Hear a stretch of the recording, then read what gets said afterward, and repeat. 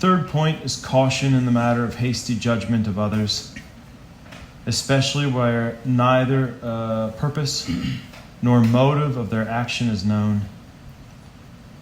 We can no more read another man's intention than we can his thoughts.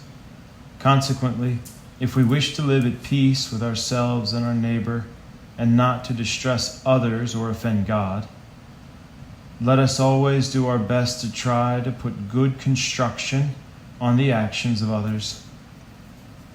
So we try to put a good construction on. So when we're dealing with individuals, same thing. But I mean, there oftentimes you get to a point where you have been burnt so many times, you realize you got to be on your guard. You can't just keep acting like this person isn't somebody who's just going to completely take advantage of you or whatever. You still have to be. It isn't rude to identify. You have to be charitable in the way you say it and everything, obviously. But there's also reality. People. It's important to have a good name. It's also important to strive for a good name. But when someone completely throws their name out the window all the time, and you're the one that has to pay for it, after a while you just have to say, well, maybe it's better to keep the distance. You don't have to just put a good construction on it every time. How often we judge things to be evil, which are not really evil at all. We see this also at the very beginning when we see evil because it's pricking us. But when we get older, you start to realize all the bad things that happened to you were things that were really, really good. And you would never want to go back and change those things, because if you did, you wouldn't grow in holiness. So it takes a while to learn. Some people probably learn it very quickly at a young age. But so we judge things that are evil, and they're really not evil at all. That is, God takes a bad thing and He makes it something very good and sweet for us. And our temerity therein is wrong, for we are usurping the prerogatives of God, who alone can judge the secrets of hearts. Occasionally superiors, who stand as God's mouthpiece, may be able, under certain circumstances, to rise to something surer than mere conjecture, but others should not be quick to judge. They should wait till, as the ripe fruit of experience, they have won a deep measure of the gift of discernment of spirits, and become spiritual men, of the kind St. Paul speaks of, who judge all things, but are themselves judged by no man. 1 Corinthians 2:15. He who has the full use of his sight sees, but is not seen by the blind man. For the latter cannot even see himself. Who art thou, exclaims St. Paul, Romans 14:4, who judgest another man's servant? To his own Lord he standeth or falleth. You see this oftentimes with married people, and they look at other people's children, but they don't really know all the situation with the children and all the other difficulties that family has to deal with.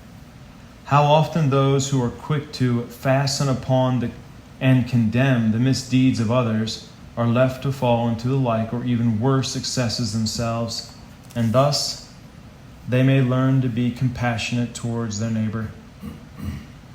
In conclusion, then, judge not, and you shall not be judged. Luke 6:37. But before going further, let us be clear on the difference between misgiving and suspicion, between a just judgment and a rash one. Misgiving does not imply that I impute evil to anyone, but simply that I am afraid, unless certain precautions are taken, that evil may arise. That's what we were talking about at the beginning. Thus, we are in the habit of warning young men against unguarded familiarities, and the Church has her laws on enclosure.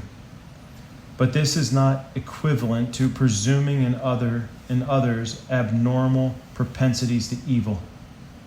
It is simply a recognition of the fact that evil is apt to arise of its approach if its approach is left needlessly easy.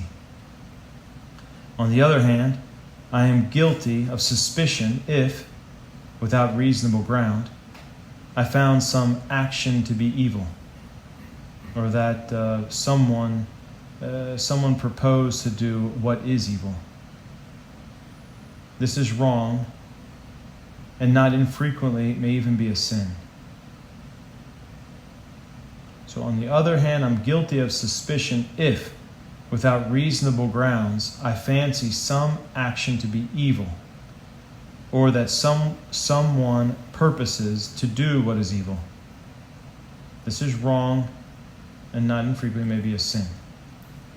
I am guilty of rash judgment when I determine in my own mind what some action indifferent of itself has been done with a bad motive, although there is nothing whatsoever to show that it may not have been done with a good one, a good intention. Plainly, this is always a sin, for it implies a censure on those hidden workings of the heart which are known only to God. Here I have to warn you. You have to be very careful. This is exactly what the devil leads vocations into with their superior.